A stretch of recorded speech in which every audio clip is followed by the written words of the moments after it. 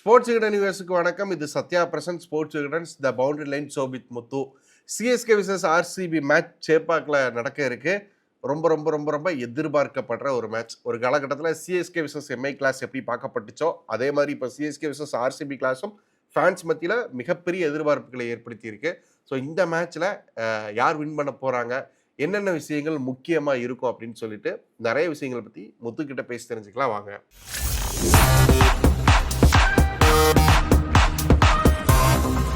வணக்கம் முத்து bro. Hi Sriram, வணக்கம். CSK versus RCB ஒரு பெரிய பகை, பெரிய ரைவல்ரி. முன்னாடிலாம் சிஎஸ்கே விசஸ் எம்ஐக்கு தான் அப்படி சொல்லிக்கிட்டு இருப்போம். இப்போ சிஎஸ்கே விசஸ் ஆர்சிபிக்கு அப்படி சொல்ற நிலைமைக்கு வந்துட்டோம். காரணம் லாஸ்ட் சீசன்ல நடந்த அந்த மேட்ச். சொல்லுங்க, சிஎஸ்கே விசஸ் ஆர்சிபி உங்களோட எதிர்பார்ப்புகள் என்ன?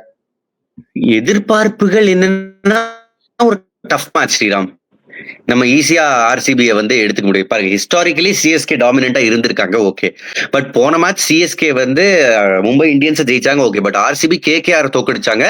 முக்கியமா அவங்க குறைவுன்னு நம்ம நினைக்கிற ஒரு டிபார்ட்மெண்ட் ஸ்பின், அதை வச்சு ஜெயிச்சாங்க. குருணால் பாண்டே ஒரு எக்ஸலன்ட் பெர்ஃபார்மர்னு காமிச்சாரு. நானே எதிர்பார்க்கல அவர்கிட்ட அந்த பெர்ஃபார்மன்ஸ், பட் அது கொடுத்திருக்காரு.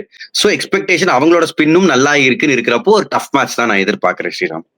இந்த கிளாஸுக்கு ஒரு பெரிய எக்ஸ்பெக்டேஷன் வந்திருக்குல்ல சிஎஸ்கே விசஸ் எம்ஐ அளவுக்கு. அது ஏன்னு நினைக்கிறீங்க?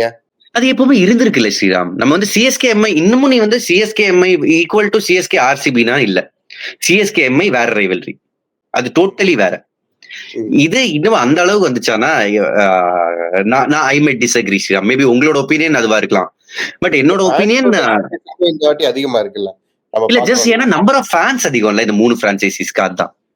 அதை தவிர நீங்க எமோஷனலி இப்ப விளையாடின பிளேயர்ஸ் கிட்ட நான் நிறைய பேர்கிட்ட பேசியிருக்கேன். 2 டீம்லயும் விளையாடின பிளேயர்ஸ் கிட்ட நான் பேசியிருக்கேன்.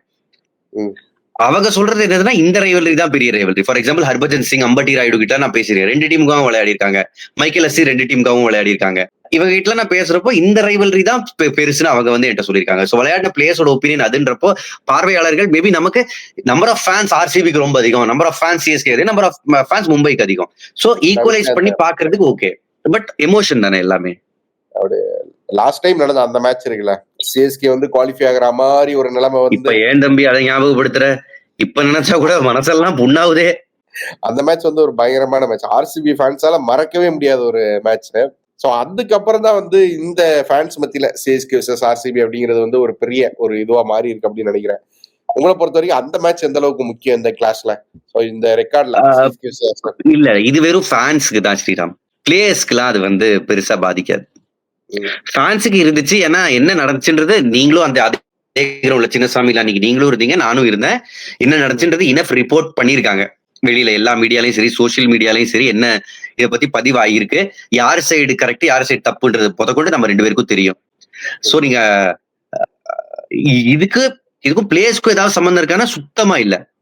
நீங்க சொல்றத பார்த்தா என்னமோ விராட் கோலி தான் இதை பண்ணு அப்படின்னு சொல்லியிருப்பாரோட ரேஞ்சுல கிடையவே கிடையாது. பிளேயர்ஸ்க்கும் அதுக்கும் சம்பந்தமே இல்லை. அவங்களோட வேலை ப்ரொஃபஷனலா அங்க கேம் விளையாடுறது, அவ்வளவுதானே தவிர இது ஃபேன்ஸுக்கு மத்தியில உண்டான விஷயங்கள் அது போய்கிட்டே தான் இருக்கும். இன்ஃபேக்ட் இன்னைக்குதான் விராட் கோலியோட ஒரு பழைய இன்டர்வியூ பார்த்துட்டு இருந்தேன். அவர்கிட்ட கேட்டாங்க, உங்களோட ஃபேவரட் ஆல் டைம் கிரிக்கெட்டர் யாரு, ஏபி டிவிலியர்ஸா MS தோனியான்னு. அவர் ரொம்ப சிரிச்சுக்கிட்டே சொன்னாரு, போத். இவங்க 2 பேரும் என்னால இன்னொருத்தரை பிக் பண்ண முடியாது. சோ விராட் கோலியோட எமோஷனே அந்த அளவுக்கு இருக்குன்னா பிளேயர்ஸ் அந்த மைண்ட் செட் தான் இருப்பாங்க. இன்ஃபேக்ட் MS தோனியோட ஒரு பேட்டி நாங்க எங்க சேனல்லே நாங்க ரன் பண்ணோம். இந்த கோலியோட இருக்கிற ரேப்பை பத்தி பேசுறப்போ அவர் என்ன சொன்னாருன்னா, ஆப்வியஸ்லி நான் சீனியர்ன்றதுனால நேச்சுரலி எங்களுக்குள்ள ஒரு பாண்ட் அந்த மாதிரிதான் இருந்திருக்கு. ஏன்னா கேப்டன்சில் நிறைய விளையாடி இருக்காரு அப்படின்னு தோனியோட கோட்ஸ். அதுக்கப்புறம் என்ன சொன்னாருன்னா, இப்ப இந்த காலத்துல நாங்க கேப்டனா இல்லைன்றது ஒரு நல்ல விஷயம். ஏன்னா டாஸுக்கு முன்னாடி we can catch up and talk a lot of things. மேட்சை பத்தி எல்லாம் பேச மாட்டேன். இப்ப முன்னாடி நீங்க ஒரு டீம் கேப்டன், நான் ஒரு டீம் கேப்டனா டாஸுக்கு முன்னாடி நம்ம பிளேயிங் 11 என்னது அப்படின்றத பத்தி கோச்சஸோட டிஸ்கஸ் பண்ணுவாங்க. அந்த டீம் ஷீட்டை சைன் பண்ணி கொடுக்கணும் மேட்ச் ரெஃப்ரிக்கு, அந்த மாதிரி விஷயங்கள்லாம் பேசுவாங்க. பட் இப்ப கேப்டன் இல்லைன்றப்ப அதெல்லாம் கிடையாது. சோ தோனி இங்க இருப்பாரு, கோலி எங்க இருப்பாரு, கிரவுண்ட்ல வருவாங்க, 2 பேரும் கட்டி பிடிச்சி பேசிப்பாங்க. அது ஒரு டெலிவிஷன் மொமெண்டா இருக்கும் நமக்கு. பட் அவங்களுக்கு ஒரு பர்சனல் மொமெண்ட் இல்ல, நீண்ட கால நண்பர்களா இருந்திருக்காங்க, அப்படி பேசிப்பாங்க. இந்த வார் ஃபுல்லா ஃபேன்ஸ் கிளப்பி விடுறதுதான். மேட்சா எப்படி இருக்க போகுது? ஏன்னா சேப்பாக்ல ஆர்சிபி பெரிய ரெக்கார்ட்ஸ் கிடையாது. எப்ப அவங்க கடைசியா வின் பண்ணிருக்காங்கன்னா நம்ம யோசிச்சு பார்த்தா நினைவுக்கே வராத ஒரு காலத்துலதான் வின் பண்ணிருக்கிறாங்க சேப்பாக்ல. ஓகே. என்ட்ட எக்ஸாக்ட் நம்பர்ஸ் இல்ல ஸ்ரீராம். பட் நீங்க சொல்றத வச்சு எடுத்துக்கிறேன். ஏன்னா யூசுவலா நான் கொஞ்சம் ரிசர்ச் பண்ணிட்டு வருவேன். முந்தின நாளே எடுக்கிறோன்றத நம்பர்ஸோட நான் வரல. பட் எனக்கு ஞாபகம் இருக்கு. ஒரு ஓப்பனிங் மேட்ச் ஒரு தடவை விளையாடினாங்க. அவங்க 91 96 அடிப்பாங்க. சிஎஸ்கே தேய்ச்சு அதை திரும்ப அடிப்பாங்க 17 ஓவர்ல.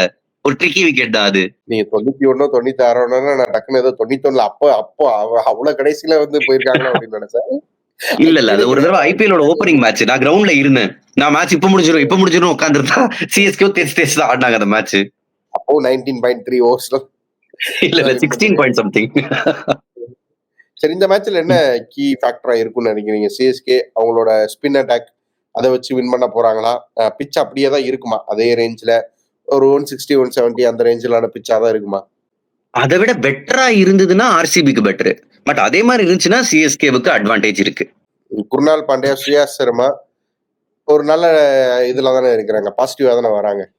சுயாஷ் சர்மா இருக்காரு, பட் ஸ்கோரிங் ஆப்பர்ச்சுனிட்டி கொடுப்பாரு. சிஎஸ்கேவோட அட்வான்டேஜ் என்னதுன்னா கேகேஆர் கிட்ட இல்லாதது நம்பர் ஆஃப் லெஃப்ட் ஹேண்டர்ஸ் இருக்காங்க இங்க. உங்களுக்கு ஆன் டாப் ரச்சின் ரவீந்திரா இருக்காரு. அப்படி அவுட் ஆச்சுன்னா ஒரு சிவம் தூபே இருக்காரு.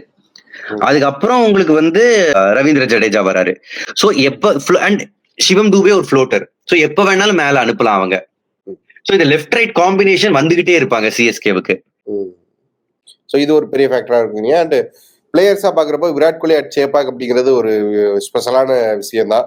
ஸோ குறிப்பா இந்த மாதிரி பிச் இருந்துச்சுன்னா, அந்த 160 170 பிச்சா இருந்துச்சு அப்படின்னா அவரோட கேம் பிளேக்கு தான் வந்து ஒரு சாதகமான பிச் அது. ஸோ விராட் கோலி கிட்ட என்ன எதிர்பார்க்கலாம்? எஸ்பெஷலி சேசிங்னு வந்தாச்சுன்னா ஆர்சிபி கிட்ட நம்ம எதிர்பார்க்கலாம். 160 170 தான் சேஸ் பண்ணணும்னா விராட் கோலி கேமை கண்ட்ரோல் பண்ணிடுவாரு. சோ சிஎஸ்கே ஃபர்ஸ்ட் பேட்டிங்னா அவங்க மேல பிரஷர் போடுற அளவுக்கு ஒரு டோட்டல் வேணும். அது இல்லைன்னா சிஎஸ்கே கஷ்டப்படுறதுக்கான வாய்ப்புகள் இருக்கு. நம்ம ஃபர்ஸ்ட் மேட்ச்ல பாத்திருந்தோம், சிஎஸ்கேக்கு வந்து ருத்ராஜ் வந்து நம்பர் 3ல வந்திருந்தாரு. இந்த மேட்ச்ல மாறுமா இல்ல இன்னும் 2-3 மேட்ச் பார்க்கலாம் அப்படின்னு ட்ரை பண்ணலாமா? அது என்னென்ன எனக்கு மாறணும், பட் மாறுமான்னு என்னால பதில் சொல்ல முடியல. அப்படி ஒரு நிலைமையில இருக்கும்ல. ஏன்னா மாறணும், பெஸ்ட் பிளேயர் டாப்ல வந்து விளையாடணும். சோ லெஃப்ட் ரைட் காம்பினேஷன் அவரும் ரச்சின் ரவீந்திராவும் இருக்காங்க. அண்ட் ராகுல் திரிபாட்டி எப்ப வந்தாலும் அவரால் அடிச்சாட முடியும். ஸ்பின்னர்ஸையும் அவரும் எக்ஸலண்டா அடிப்பாரு. அவங்க என்ன பாத்துருக்காங்கன்னா, ஒரு சீசன் அம்பட்டி ராய்டு வச்சு பண்ணாங்களா, செம்ம ஃபார்ம்ல இருந்தாரு நெட்ஸ்ல. ஓப்பனிங் அனுப்பி அவர் வந்து ஒரு 30-40 குவிக் ஃபயர் அடிச்சுட்டு வந்துடும். அதான் அவங்க எதிர்பார்க்கறாங்க திரிபாட்டி கிட்டே இருந்து. பட் அதே ரோல அவர் வந்து பவர் பிளேக்கு வெளியிலயும் பண்ண முடியும்ன்றது என்னோட அபிப்பிராயம்.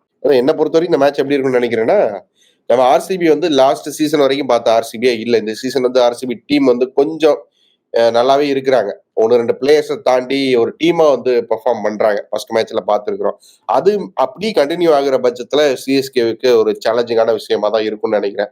ஏன்னா சிஎஸ்கே ஃபர்ஸ்ட் மேட்ச் வின் பண்ணியிருந்தாலும் அந்த மிடில் ஆர்டர் அப்படிங்கிறது கொஞ்சம் டவுட்ஃபுல்லா தான் இருக்குது.